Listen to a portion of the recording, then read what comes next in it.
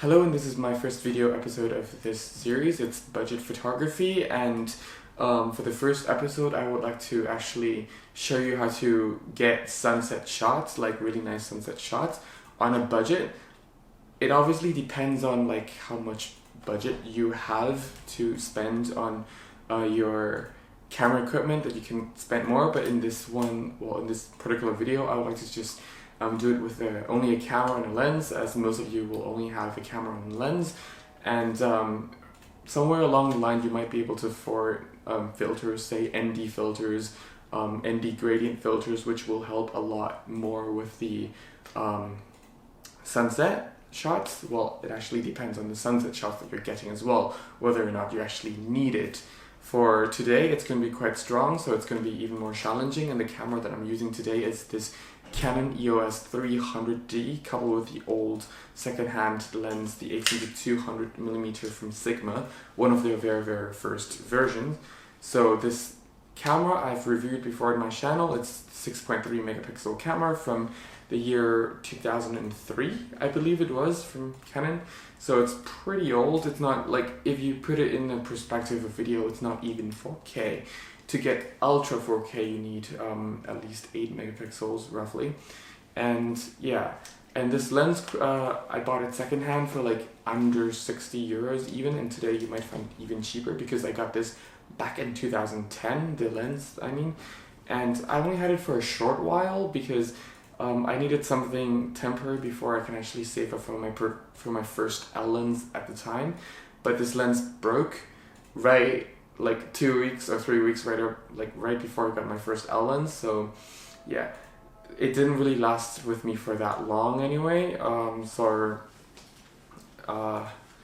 Yeah, I had to fix it. Well, it wasn't until 6 weeks ago. This is 2017, back then it was like 2010. So it wasn't until like 6 weeks ago when I decided to like, okay, open it up and look for like parts that I may be able to fix, because I got this new set of screwdrivers, like kit, that I don't know, I wanted to play around with it. So I unscrewed everything and I found like all the cables that needed to be connected to each other and everything. But then again, you know, that's secondhand lens, something to expect from like a really old secondhand lens.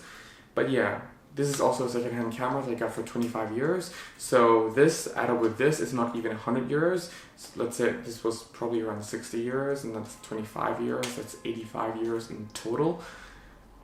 Yeah, it's not even 100 euros. So this is a truly budget setup that I will be doing today. And before we shoot, I would like to just tell you that I would like them shooting everything in RAW. So rather than shooting everything in JPEG, I want to shoot everything in RAW, because then I have more room and that bit more dynamic range to play in post-processing. So yeah, so to just like get the most out of the camera, I need to shoot everything in RAW pretty much. But the downside of shooting in RAW with this camera is obviously that buffer. Buffer is how much picture the camera can take before the buffer is full, that memory it needs to write onto the card is full. At the time when this camera came out, the type of card that I'm using is actually not available at the time, but I don't care, since this camera actually can read the more modern card that I have for my cameras. I don't really care now. I just put it in rather than buying a new one, because that would actually save the cost, because the point is not to spend too much since it's budget photography, and since I have more CF cards laying around, why not just use it rather than having them, you know, sitting in the dust waiting it for like in case my other cards are full from my 5D cameras and my other cameras that uses CF cards. But yeah, now we just have to wait for the sunset. Another disadvantage about this camera that I forgot to mention is that when I first got it, it came with like this third-party battery, and being an old camera with old batteries, it's not really reliable. Like, I just charged it full, and it's either showing full, which is right now it's showing full, but it could be showing empty at any minute as well. So when working outside, it's also going to be a bit frustrating, because the battery life that's shown by the back LCD is not really accurate. So yeah, that's another challenge that I will need to face. So depending on how long the sunset and how long I'll be out there and the temperature outside as well. In winter it could be a lot rough as the battery can just drain right away within like a few minutes or a couple of minutes. Yeah, so that's just another thing to just keep in mind when working in a really limited I don't know, situation. I'm not sure how you say it in English, but you know, you have to watch out for this, that, and that. So yeah, but that's part of the fun.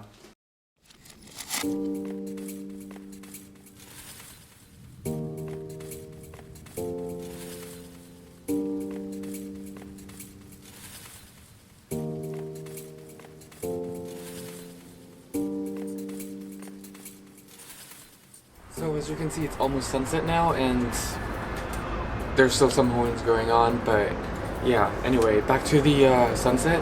Right now I'm shooting both wide and telephoto, and my aperture is between 9 and 10, that's my aperture, and my ISO is at between 100 and 200. I try to stay below 200, well, below 320 kind of, and my aperture, well, sorry, my shutter speed is, well, for the wide angle, I'm staying between 160th of a second and 200, and for the telephoto is between 330 to 400 shutter speed, because you're actually zooming, well, I'm zooming closer to the sun, so there's even more light hitting into the sensor, but yeah. Oh, and my focus point is set to, let the camera choose, because since this landscape photo, I'm not picking on any building, I'm not picking on anything. I wanted to focus as much as possible, so that's why I select any focus points. And you know, when it's at around f10, f11, or even f9, a lot of things tend to be in focus anyway, so it's okay. And yeah, turn on my GoPro, and when you're shooting, always make sure that your horizon, because you're shooting sunset, horizon, having the balance and level and everything level is always very, very important. So yeah.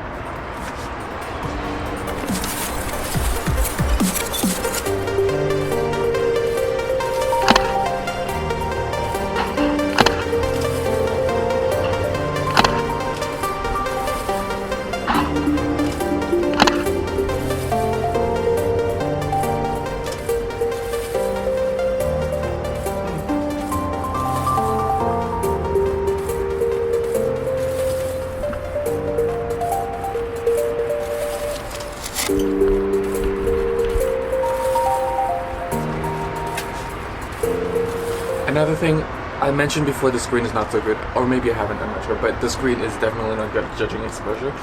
But always, like, do not stick at one type of exposure. By one type I mean, like, sometimes you only want, like, the background to be perfectly detailed and the foreground to be, like, completely in shadow, but, like, try different exposures as well, because you never know what you're gonna want, like, what you really, really want someday, because maybe someday you might think that, oh, why didn't I do this, oh, why didn't I do that? So really try to experiment, go a little bit brighter, go a bit underexposed, just to see what type you're really, really looking for, and maybe it will help use it in some, like, on a different day.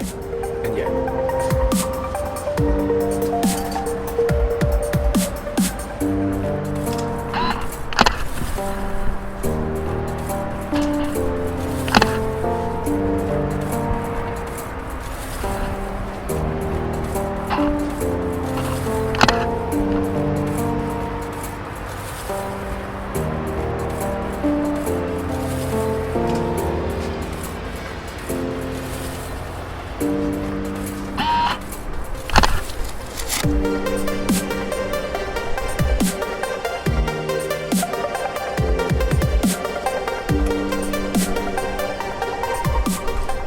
So now I'm not sure if you can see it, but now the battery is at its lowest, at least that's what's showing on the LCD right now. I don't think you can actually see it, but yeah.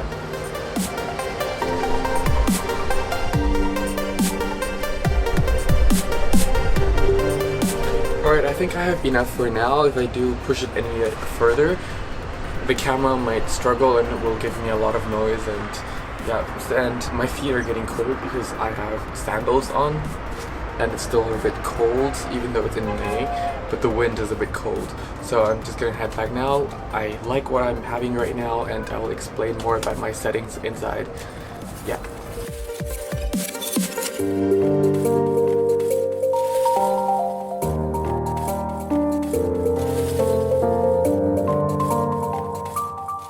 So I actually just went outside again, like after the sun fully set it.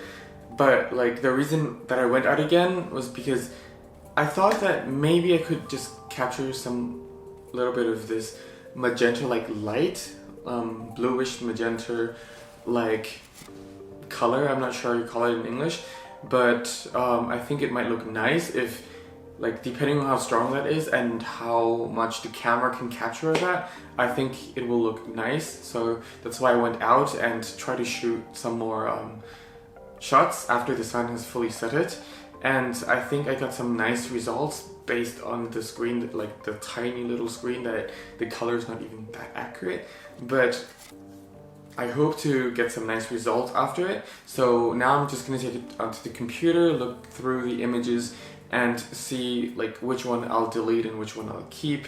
And yeah, because like the reason I have to delete some is because I purposely took the pictures in different exposures. So some might be a little bit overexposed and some might be a bit underexposed, because I really don't really trust the screen, how good the screen is. Sometimes it could just show me like maybe an image that I like, but maybe it will turn out underexposed on the monitor screen. So yeah, that's why I'm just playing around with exposure. So I'm just gonna delete all those images that, you know, it's either too overexposed or too underexposed, because I just can't use them. And since I took so many images of the same thing anyway, so I don't think I'll regret deleting them later. So yeah. So right now I'm actually on Lightroom trying to look through all the images, and right away that I noticed when I try to adjust like exposures, adjust the color, what I noticed right away is that the files are really hard to play with, in terms of there's really little amount of dynamic range, and if I try to retrieve the shadows, I can't really push a lot. Let's say not even more than like 30 or so. So even though I'm looking through and maybe doing some adjustments, it'll be really minor, because if I try to apply even a bit more than maybe 20, like, you know how on Lightroom you have the bars like from 0 to 100, like 0 to 100%. Let's say if I want to if I want to recover certain shadow areas, you have from 0 to 100, and 100's obviously the highest, but you'll introduce a lot of noise. But right away what I can see with the 300D is for the sunset shot, which is more tricky for the camera to shoot, rather than, let's say, on like in the midday where, you know, everything is just overlit by the sun and not a lot of things you have to shoot, not a lot of things you have to recover, unless if you're shooting you know, in the area where it's overshadowed by the shadows from the strong sunlight.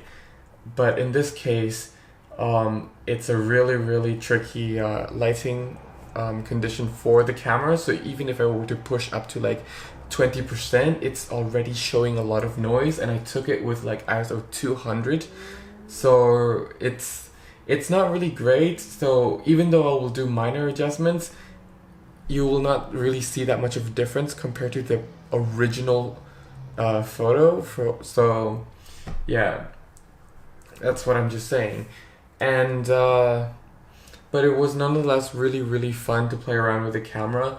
I now still have to go through and do some like minor adjustments, such as the leveling, because there were a lot of buildings. I tried to get it as close as possible to level it off, because if you try to level it off in post processing, you know, it's cropping in a little bit, and the camera already has like 6.3 megapixels, and so it's not really a lot for today's standards. Most people still don't really need more than 4 megapixels, to be honest, but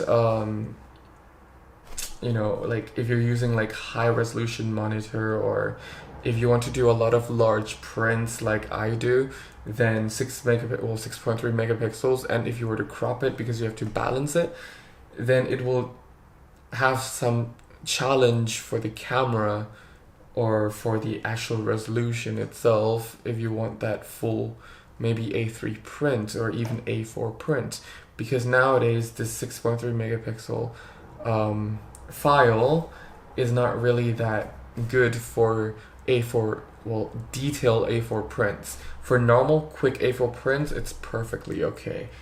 But yeah, that's just what it is. 2003, and now it's 2017, well, almost mid of 2017 actually. Yeah, so I'll just continue to look through all the pictures, and I'll show them to you, just like in like many other photography videos from me. I'll show all the pictures by the end of the video. So yeah, so I just finished exporting all the pictures that I've selected from the 300D. Well, what I noticed is that despite the fact that all like the images might be really not that good to like for today's standards in terms of recovering shadows and adding more color to certain things, well, like certain color tones, such as if you want to enhance the blue, you can't really do it a lot. If you want to enhance the yellow or the orange or whatever, you can't really do it a lot because the images will just gonna fall apart very quickly. But what I noticed that this camera, the file that it gives me, it's really, really good at recovering highlights. And I think you'll see that in the final images. Like, I don't have to show you my workflow because it's just purely just adjusting minor bits that's not really worth showing. But and I also don't have the software that records your screen. I used to have it, but then I formatted the computer, and then I forgot the actual software that I was using because it was a paid one. I didn't feel like download the free trial or free version, even from Mac. Like, I'm using a Mac, and the free version seems to have, like, as I remember, it have like certain recording limits, like time limits. And sometimes you record over time, the time will still tick, but the video just stops there, so you actually don't know if your video is still being recorded or not. So anyway, back to this part. I think that for a 2003, well, for a camera that came out in 2003, it really recovers highlights really well. And due to the reason that this video is being shot on 4K, and the images are 6.3 megapixels, the images will be a little bit fall apart by the time I put this and publish it in 4K.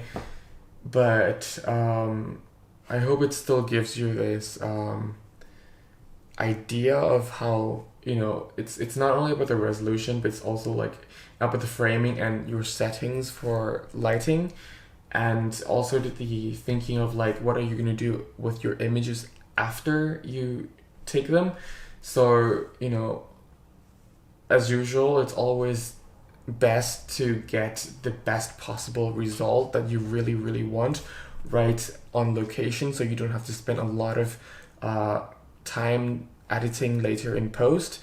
Or if you're good at editing, you know, that's good for you, but sometimes certain edits, such as, you know, adjusting the level of your images, cropping to this part, cropping to that part, this is all, you know, compromising your images even more. So at this point, I have a 6.3 megapixel sensor file from 2003, like the camera is from 2003. And, you know, the more I crop, the more resolution I will lose. So always keep that in mind when you're working with lower resolution cameras, especially the ones from like decades ago. But yeah, otherwise, I'm actually really pleased with the results that I have for now, and yeah. And also with the old DSLRs, such as a 300D for example, it does not have the sensor cleaning. So if you find that your sensor is dirty, always clean it before you take a picture, because you never know what you will be taking pictures of. I'm not sure if you can hear it, but it's really loud outside. They are shooting fireworks because the city where I live in, which is Rotterdam, their football team just won a match. I'm not a big fan of football, but it can be very, very. On one hand, it's very lively to see them, but on the other hand, it's super annoying how they just get so drunk and they just start doing weird things. I shouldn't be surprised because I'm a German, and in Germany we are not that much different either in big towns. And anyway, back to the 300D. Yeah, otherwise it's a very, very capable camera, and if you mount like a real lens on it, a real high quality lens on it, it will still deliver really, really nice results. And talking about lenses, some of the images, well, actually all of them looks a bit soft, like optically soft. So that is kind of showing that lenses is important to get.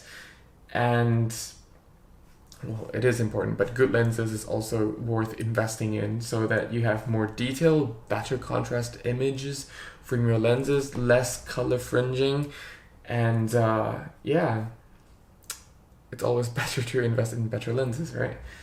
And lenses will obviously last longer than cameras.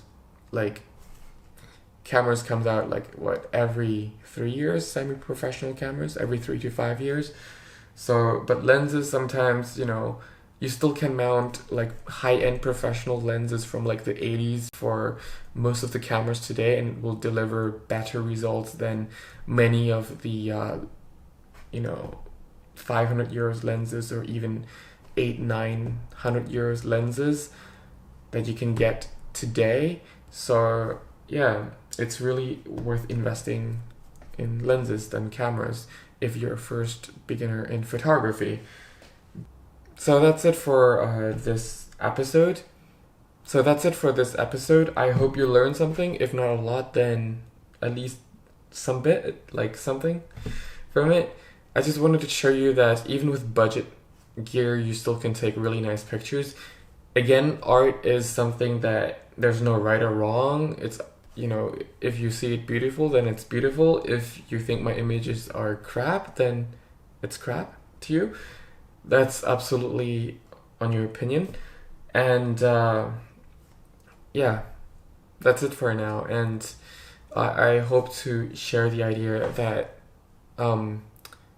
better lenses will also probably will give you better images than always investing first like in the expensive cameras and then you couple it with like some sort of cheap secondhand lens, because you will actually just not get the full potential of the sensor anyway if you invest, let's say, into like a 2,000 euros cameras, or even 4,000 or 6,000 euros camera, and then if you just mount like a secondhand 70 euros lens on it, like an old Sigma or Tamron that's like 70 or 80 euros on the internet secondhand, then you're really compromising the quality that you can actually get with the sensor. So maybe first purchase like a really nice entry level or even old entry level camera that is still pretty good. Let's say, I don't know, like the 550D that you can get it for like less than 150 euros nowadays, and invest in some proper lenses, and then you'll get some really nice pictures as well from that. Yeah, and for now I just would like to leave it there, otherwise the video will get too long and I still have my vlog to edit. Thank you so much for watching. All the pictures will be shown by the end of the video. Have a nice time and have fun shooting. Bye.